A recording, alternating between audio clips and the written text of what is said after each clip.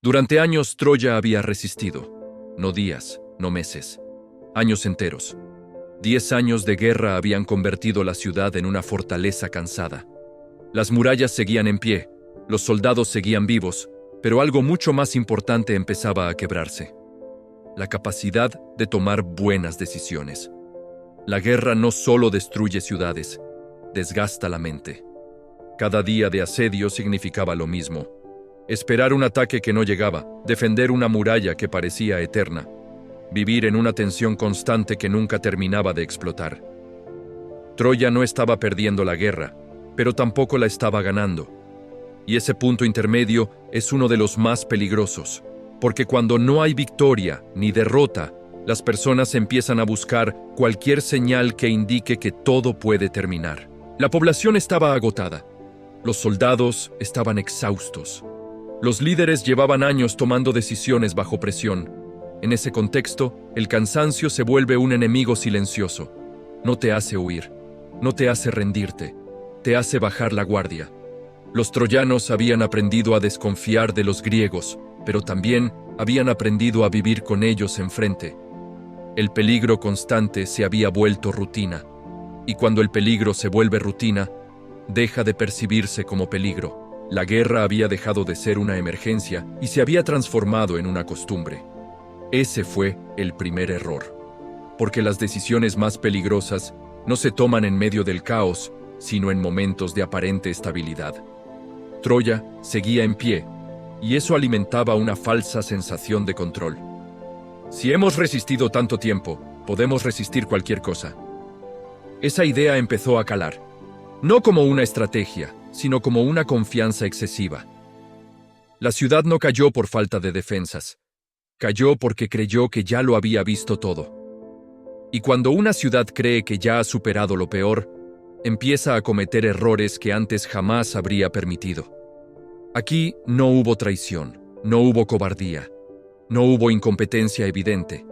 Solo hubo algo mucho más humano: agotamiento. Y el agotamiento cambia la forma en que se evalúa el riesgo.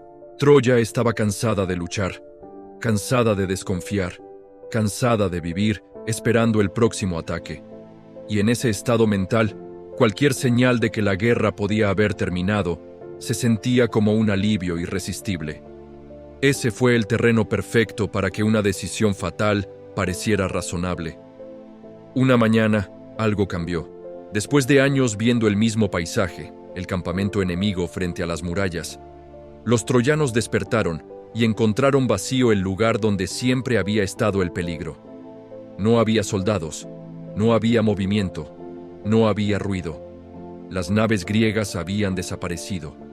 Para una ciudad agotada, esa imagen fue poderosa, demasiado poderosa, porque cuando un enemigo desaparece sin previo aviso, la mente busca una explicación que alivie la tensión, no una que la mantenga. La idea comenzó a circular rápidamente. La guerra había terminado. No hubo una proclamación oficial. No hubo un anuncio claro. Solo una suposición que se transforma en certeza a medida que más personas la repetirían. Ese es otro patrón peligroso en las decisiones humanas, cuando una suposición se convierte en consenso sin haber sido comprobada. Durante años, los troyanos habían deseado ese momento. La retirada del enemigo era la final que todos esperaban. Y cuando algo que deseas durante tanto tiempo parece hacerse realidad, la necesidad de cuestionarlo disminuye. El silencio fue interpretado como paz. La ausencia fue interpretada como derrota del enemigo. Pocos se detuvieron a pensar en lo extraño que resultó. 10 años de guerra no suelen terminar de la noche a la mañana. Mucho menos sin condiciones, sin señales, sin negociación. Pero el cansancio nubla el juicio. Aceptar que la guerra seguía significaba continuar viviendo bajo presión. Aceptar que había terminado significaba descansar. Y la mente humana, cuando está agotada, elige la opción que promete alivio inmediato. La retirada griega fue vista como una victoria moral, aunque no hubiera una victoria real. Troya no había ganado la guerra, simplemente había asumido que el enemigo se había rendido. Ese fue el segundo error, porque en ese momento, la ciudad dejó de comportarse como una ciudad en guerra y empezó a comportarse como una ciudad en celebración. La vigilancia se relajó, la urgencia disminuyó, la sospecha fue reemplazada por el optimismo, y cuando la guardia baja, el riesgo no desaparece, solo se vuelve invisible. La retirada no fue confirmada, no fue investigado a fondo. Fue aceptada porque encajaba perfectamente con lo que todos necesitaban creer. Troya no cayó ese día, pero ese día dejó de estar preparada para resistir. Cuando el enemigo desapareció, algo quedó frente a las murallas de Troya. No era un arma, no era un ejército, no era una amenaza evidente, era un objeto. Un enorme caballo de madera, tan grande que no podía pasar desapercibido, tan extraño que exigía una explicación. Y ahí comenzó el verdadero problema, porque los objetos silenciosos son más peligrosos que los ataques directos. El caballo no atacaba, no se movía, no emitía señales de peligro. Solo estaba ahí, y la mente humana odia los vacíos de significado. Cuando algo no se explica por sí solo, las personas inventan una explicación. Algunos dijeron que era una ofrenda, otros que era un símbolo de rendición, otros que era simplemente una burla final. Pero casi nadie se preguntó si ese objeto tenía una función oculta. La guerra había enseñado a Troya a defenderse de ataques visibles, no de decisiones ambiguas. Ese fue el tercer error. Porque cuando una amenaza no parece una amenaza, baja automáticamente en la lista de prioridades. El caballo no gritaba peligro, no tenía filo, no parecía urgente. Y en una ciudad cansada, lo urgente siempre se impone sobre lo importante. La discusión no fue larga. La mayoría ya estaba mentalmente fuera de la guerra. Aceptar el caballo encajaba perfectamente con la narrativa que Troya quería creer, que todo había terminado. Rechazarlo habría significado volver al estado de alerta, volver a la desconfianza, volver a la tensión constante. Y eso era algo que muchos ya no estaban dispuestos a hacer. El caballo fue visto como un gesto simbólico, no como un riesgo estratégico. Aquí ocurre uno de los errores más repetidos de la historia: confundir intención con apariencia. Troya evaluó el caballo por lo que parecía ser, no por lo que podía ocultar. La idea de que el enemigo pudiera esconderse dentro fue considerada exagerada, casi ridícula. Si fuera una trampa, sería demasiado obvia. Si fuera peligroso, no lo dejarían ahí. Si hubiera riesgo real, ya habría ocurrido algo. Ese tipo de razonamientos son peligrosos porque suenan lógicos, pero están construidos sobre suposiciones, no sobre hechos. El caballo no fue aceptado porque fuera seguro. Fue aceptado porque era conveniente. Conveniente para cerrar el capítulo de la guerra. Conveniente para celebrar.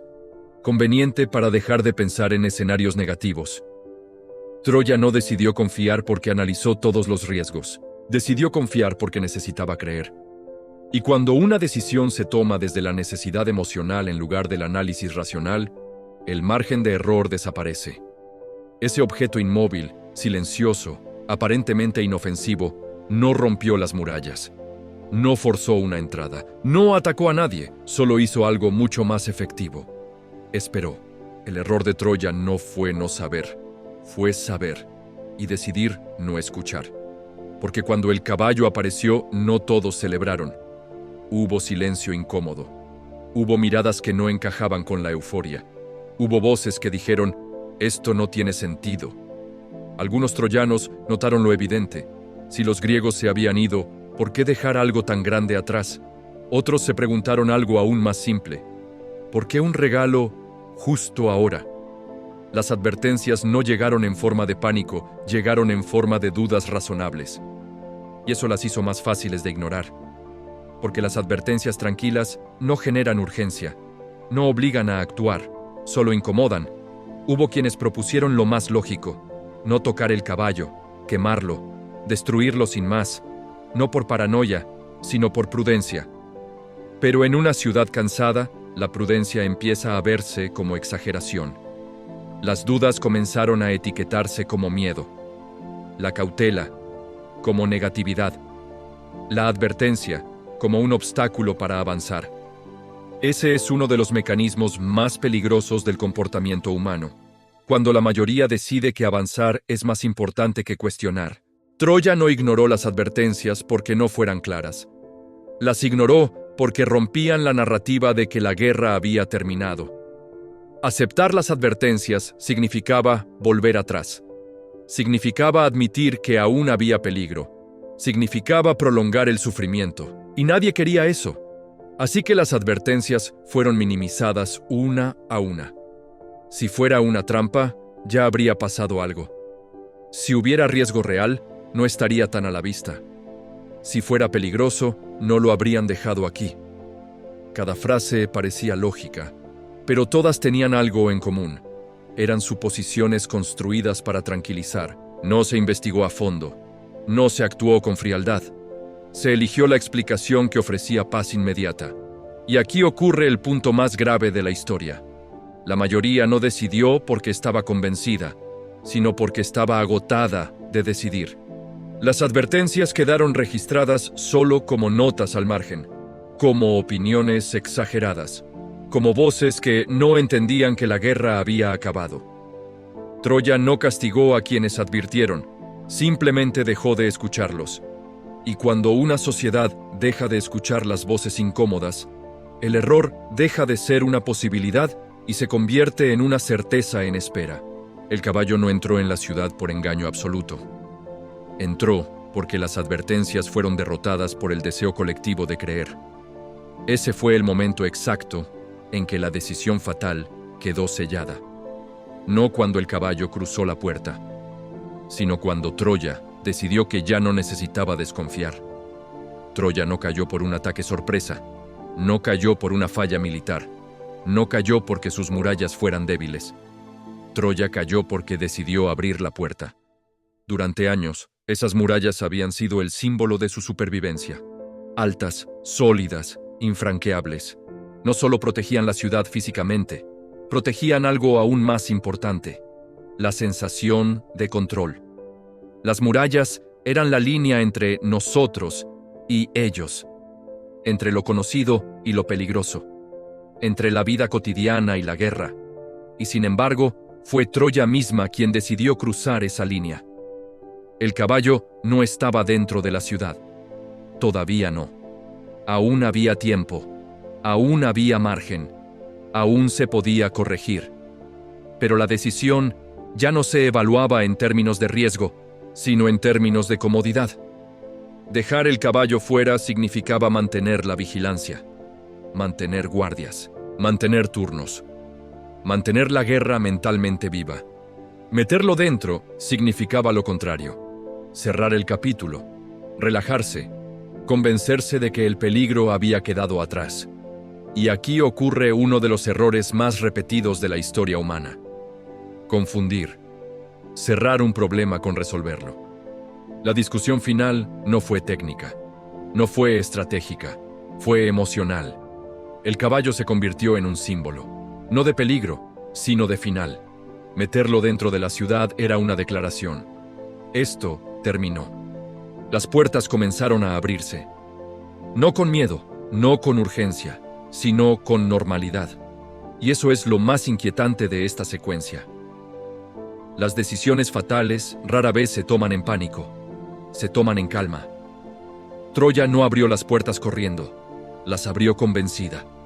Convencida de que había sobrevivido, convencida de que había ganado, convencida de que ya no había nada que temer. Ese momento marca el verdadero punto de quiebre, porque hasta entonces el enemigo estaba afuera. A partir de ese instante, Troya decidió traerlo dentro. No hubo gritos de alerta, no hubo caos, no hubo resistencia. El caballo cruzó las murallas como un objeto ceremonial, como un trofeo, como una prueba de victoria.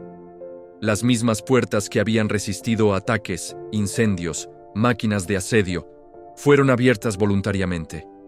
Y una vez que una sociedad abre sus propias defensas, ya no importa cuán fuertes eran antes. El acto de abrir la puerta no fue solo físico, fue psicológico. Troya envió un mensaje claro, aunque inconsciente. ya no creemos que estés ahí. La vigilancia se relajó. Los turnos se redujeron. La ciudad volvió a respirar como si la guerra hubiera terminado. Y ese es el instante más peligroso en cualquier conflicto, cuando la sensación de seguridad regresa antes que la seguridad real. La noche cayó sobre Troya con una calma engañosa. No había tensión en el aire. No había sospecha. Las personas durmieron tranquilas, convencidas de que el enemigo ya no existía. Pero el enemigo no había desaparecido. Solo había cambiado de forma. El caballo no necesitó romper nada, no necesitó atacar, no necesitó forzar. Fue invitado. Y esa es una diferencia crucial. Las murallas no fueron derrotadas. Fueron anuladas por decisión propia. Troya no perdió el control por sorpresa. Lo cedió. Este es el punto donde el error deja de ser reversible. Hasta aquí, Troya podía haber destruido el caballo. Podía haberlo revelado. Podía haber rectificado. Después de abrir la puerta, ya no. Porque abrir una defensa es un acto que no se puede deshacer. Una vez que confías, no puedes volver a desconfiar a tiempo. La ciudad durmió esa noche, creyendo que había sobrevivido a la guerra, sin saber que, en realidad, acababa de perderla. La caída de Troya no comenzó con un grito, no comenzó con un ataque frontal, no comenzó con fuego ni con caos, comenzó con silencio. Cuando la noche cubrió la ciudad, todo parecía en calma. Las calles estaban tranquilas, las casas cerradas, los guardias relajados. Troya dormía convencida de que había sobrevivido. Esa es una de las formas más crueles en que una decisión fatal muestra sus efectos. No avisa cuando ya es demasiado tarde. Dentro del caballo, el peligro había esperado pacientemente. No había prisa. No había necesidad de actuar antes de tiempo. El plan no dependía de fuerza, dependía de confianza. Y Troya había ofrecido exactamente eso. Cuando los primeros griegos salieron del interior del caballo, no encontraron resistencia inmediata. No encontraron una ciudad preparada. Encontraron una ciudad confiada. Las puertas, que durante años habían sido el último obstáculo, ya no eran una barrera, eran un recuerdo. Desde dentro, los atacantes abrieron los accesos, permitiendo que el resto del ejército regresara sin ser detectado. Troya no fue invadida. Fue activada desde su propio interior. Y aquí ocurre algo que la historia repite una y otra vez. Cuando el error se manifiesta, ya no hay tiempo para corregirlo. Las alarmas llegaron tarde. Las órdenes se dieron tarde. Las reacciones fueron desordenadas. Porque una ciudad que cree estar a salvo no reacciona como una ciudad en guerra. Las murallas, diseñadas para proteger desde fuera, no servían contra un enemigo interno. La confusión se extendió rápidamente. No había una línea clara de defensa. No había un frente definido. La estructura misma de Troya, pensada para resistir asedios externos, se convirtió en una trampa. Las calles estrechas, los accesos limitados, las zonas fortificadas, todo aquello que había sido una ventaja se volvió un problema. La ciudad cayó desde dentro porque nunca fue diseñada para defenderse de sí misma. Las consecuencias no fueron solo militares, fueron humanas. Familias despertando en medio del caos. Soldados sin tiempo para organizarse. Decisiones desesperadas tomadas en segundos para compensar una decisión equivocada tomada días antes. Y ese es el punto más cruel de las decisiones fatales. El precio nunca lo paga quien decide, sino quienes confían en esa decisión. Troya no fue destruida por una estrategia brillante. Fue destruida por una cadena de errores humanos acumulados. Cada advertencia ignorada, cada duda descartada, cada momento en que la comodidad venció a la prudencia. Nada de lo que ocurrió esa noche fue inesperado, excepto para quienes se negaron a imaginarlo. Después vinieron los relatos, las versiones, las justificaciones, pero ninguna explicación pudo borrar el hecho central. Troya había abierto la puerta. Y una vez que una sociedad cruza ese umbral, ya no importa cuántas defensas tenga, cuántos recursos posea o cuánta experiencia haya acumulado. El daño ya está hecho. La historia del caballo de Troya no trata de engaño, trata de decisión. No trata de astucia militar. Trata de confianza mal colocada. No trata de un objeto de madera. Trata de algo mucho más cercano y peligroso. La tendencia humana a creer que lo peor ya pasó. Troya cayó porque confundió silencio con seguridad. Porque interpretó ausencia como retirada. Porque priorizó el descanso sobre la cautela. Y esa es la razón por la que esta historia sigue siendo relevante. Porque las murallas cambian. Los contextos cambian. Las tecnologías cambian. Pero las decisiones humanas siguen repitiendo los mismos patrones. Ignorar advertencias incómodas. Aceptar explicaciones convenientes. Abrir la puerta antes de estar seguros. Troya no cayó en el momento del ataque. Cayó en el momento en que decidió confiar. Y esa es la lección final de esta decisión fatal. No todas las tragedias ocurren por falta de información. Muchas ocurren porque se elige no escuchar. Las mayores derrotas no ocurren cuando el enemigo entra, sino cuando alguien decide dejarlo pasar.